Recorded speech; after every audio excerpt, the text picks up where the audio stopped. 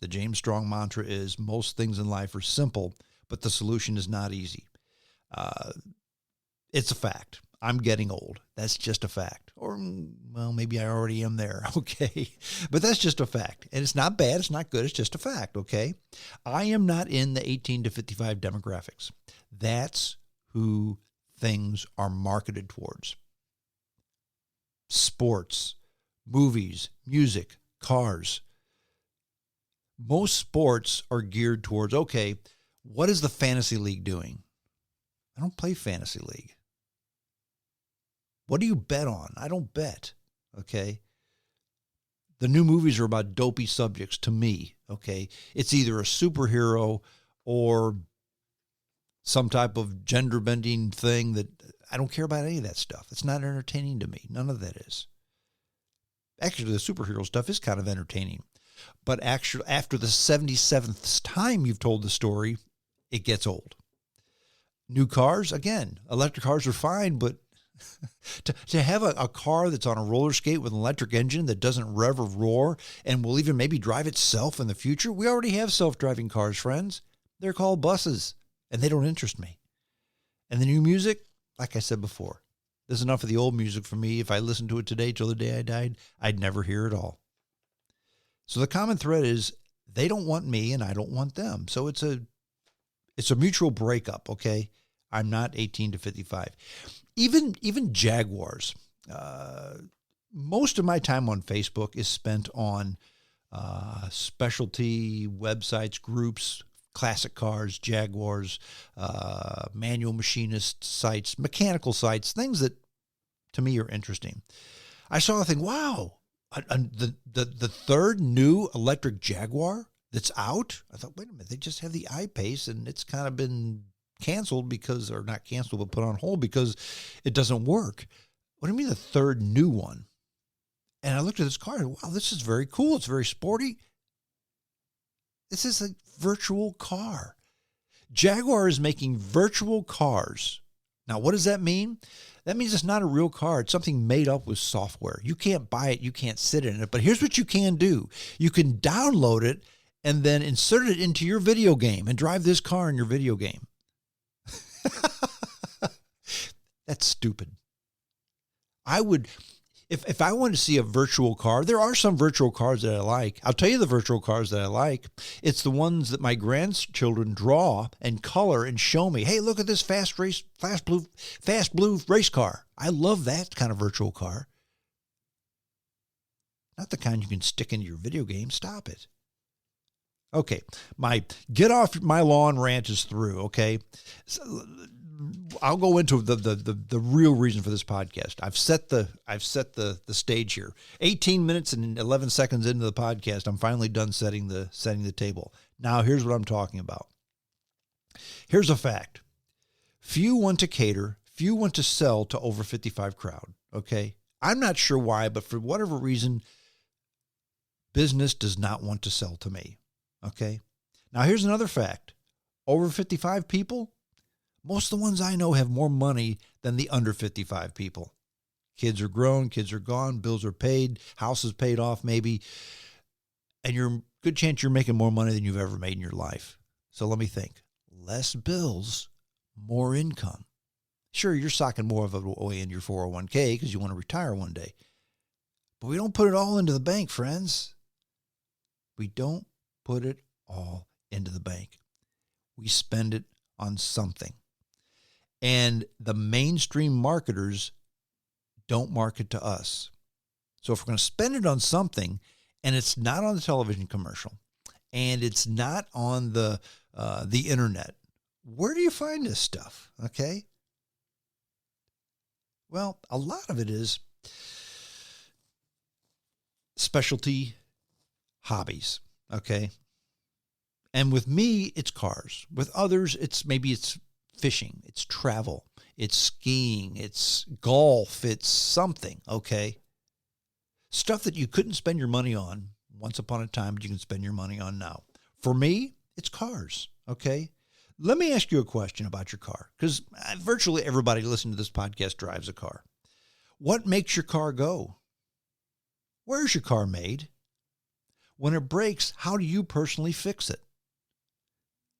The answer to these questions for most of you dear listeners is, I don't know. I have no idea. What makes your car go? Well, I put gasoline into it every now and then, or plug it into the wall every now and then. I punch the gas pedal and it goes. Where is it made? Well, it's a Chevrolet, it's a Ford, it's a Chrysler, it's a U.S. car. Probably not. Probably not. Some Buicks come from China. Many Volvos come from China. Lots of Hondas and Toyotas come from the United States. You don't know where your car is made. And how do you fix it? I have a pet peeve when somebody said, yeah, I fixed my car this weekend. Really? What was wrong with it? I don't know. I had a fuel problem and I fixed it. Well, what did you do to fix it? I don't know. I took it to the guy or the dealer and I had him fix it. No, you didn't fix it. You took it to somebody to have it fixed, which is nothing wrong with that. But you didn't fix your car. I like to fix my cars.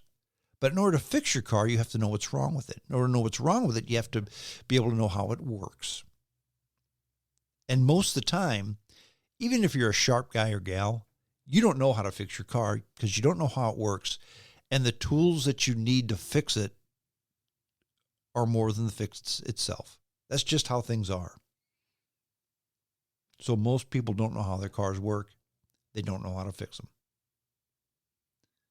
The 1951 Jaguar Mark 7 that my father bought 55, 56 years ago, I'm in the process of restoring. I know how it works because I've taken the thing apart piece by piece. Every part off that car has been personally removed by me or one of my brothers or one of my kids, people, or my father, people helping me do this, okay? I know how it works. There's satisfaction, for me anyway, in fixing a problem. Whether it's fixing your car, whether it's working in your garden, whether it's grilling, okay? And cooking is something that I've really into too. Grilling more than just regular cooking. Restaurants are expensive.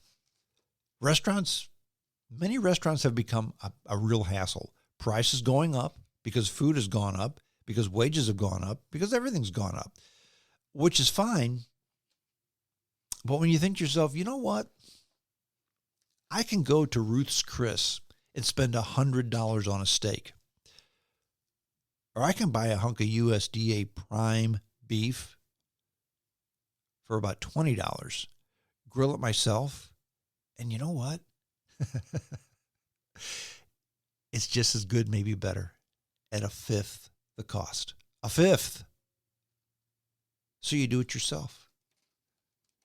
Gardening. Sure, you can pay a gardener to take care of your garden. But if you do it yourself, you take pride in that. Fixing your car, same way. If your car is broken and you've done your thing to fix it, you can honestly say, I fixed my car. There's some pride in that. One of the things that's very popular now, and I posted this on Facebook once, there's a company that makes, they buy up Ford Broncos, the old Ford Broncos, the square ones, okay? They buy them, they restore them, and they sell them. And they sell them from anywhere from $95,000, that's about the cheapest, to about $250,000. These are old Ford Broncos, but they've been gone through meticulously and they look new. There's another company that makes what they call bespoke Ford Broncos. In other words, they're new cars. They build them new. It's just the old design. Those things start at $250,000. Now you think and there's more than one company doing this. There's a lot of companies doing this. Now you may say, well, Strong, I've never heard of this. Okay, because they're not marketing it to you. They're marketing it to me. When you go on the internet, that's the one thing the internet does, is when you look for stuff, Big Brother Google, Big Brother Apple knows what you're doing and they send you ads for this stuff. And if you go Google old classic cars, they're going to send you ads for old or new classic cars. And they are out there in spades. You don't see them advertised on Monday Night Football. You don't see them advertised on television. You don't see ads ran in the movie theater because they're not catering to those types of people. 1/100th of 1% of the people even give two shakes about this type of stuff. But the ones that do have a bit of money to spend, and they're not going to spend it on Major League Baseball or the movies or music or the new cars. They're going to spend it on these things, okay? And there's all kinds of people who do this, not just for Broncos, not just for Jaguars. You name it, muscle cars, old British cars, old European cars. You name it, and there's somebody out there that restores a certain type of car or builds that type of car new, but from the old design. Similar to the way the, what was the name of the car company that made the old Studebakers? Avanti, I think was the name of it, and I could be wrong. Remember, they used to do that. They're out of Indiana, I think. But more and more people do this all the time. They're not fiberglass kit cars that just rattle all the time. These are well-made vehicles, but they cost a bunch of dough. Way back when I bought my Saturn Sky Redline, back 2008, so 2007, 2008, I was looking for these cars, and I wanted a Sportster.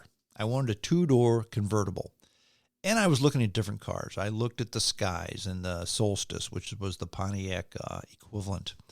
I looked at the Honda 9000s. I looked at the BMW Z4s, Z3s at that time. I looked at Mazda Miatas. And I looked at the Nissan Z cars. Now, from a practicality standpoint, I should have bought the Mazda Miata. They cost less than any of them. The styling was very good. The dependability was outstanding. And the performance was good too. And I had had, I had 3 Mazdas before. So Mazdas I knew were good cars. But why didn't I buy a Mazda Miata? Why didn't I buy a Saturn Sky Redline? Could have paid less for it. Could have had it easier. I went through a lot of hassle to get that Sky. The reason being is because Mazda Miatas, and to a lesser extent the Nissan Z cars, which were very cool, were a dime a dozen. They were all over the place. They sold hundreds of thousands of them, and they were all over the road. I did not want something that was unique or that was common cookie cutter. I wanted something unique. And you do not see many British racing green with tan interior and tan roof Saturn Sky Redlines. You don't see many of them. I've seen a handful in my life, but not many. I wanted a unique car. And I have never, ever, ever, never, ever seen a 1951 or even a 50s period Jaguar Mark 7 on the road in real life. Never, not even once. So you talk about unique. This will be a unique car. Dear listeners, hobbies cost money, and that's what this car is to me. And that's what your hobby should be, but they're going to cost money, whether it's boats or cars or golf or fill in the blank. The Mad Dog he motorcycle races. You spend lots of money on a hobby, but that's why we work.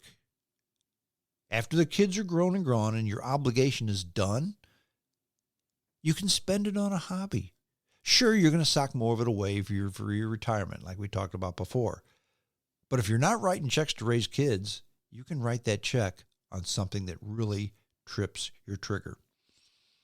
As I mentioned before, I spend most of my time on Facebook on classic car groups or other mechanical type websites. Okay, how to fix stuff, how to build stuff, one manual machines, not CNC machines, and the different classic car websites. Okay. That's where I spend most of my time on Facebook anymore. And there was a guy on there the other day.